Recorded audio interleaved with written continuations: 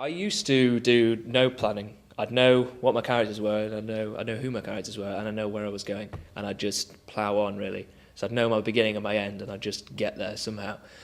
And then, obviously, there's only so long you can do that for, because you're essentially just kind of constantly improvising. And sometimes that's really exciting, and when I look at some of my earlier stuff, some of it, the nature of that kind of free fall, I don't know, is sometimes quite exciting. But then I obviously started, as I was writing slightly more complicated stuff, I started planning quite kind of vigorously.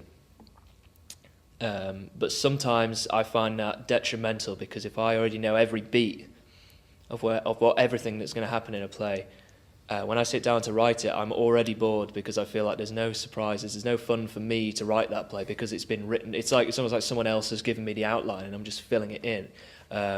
I know a lot of writers who do very, very vigorous planning, and then I know some writers, very successful writers, who do like next to no planning, and I feel like I fit somewhere kind of in the middle, in that I will plan out my basic structure, my scenes. I'll know sort of the elements, but I won't fill everything in completely. I'll leave quite a few gaps, and I'll not do a huge amount of detailed planning.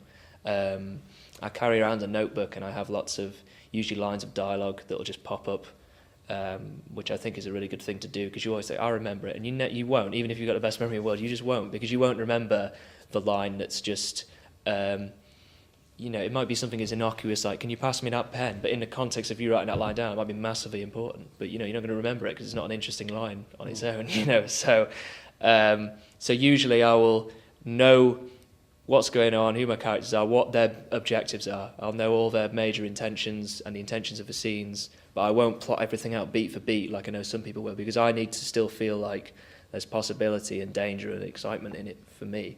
And then as I'm going along, I'll probably plan, say I'll write scene 3, and everything will kind of be there, but I'll be like, this is a bit, so maybe I'll go away and do some more character notes, or do some more notes on how this scene fits in with the rest of the play. So it's all about kind of washing, I think. Like you do your base coat, and then you have to go over and keep kind of, building up the kind of detail, I think.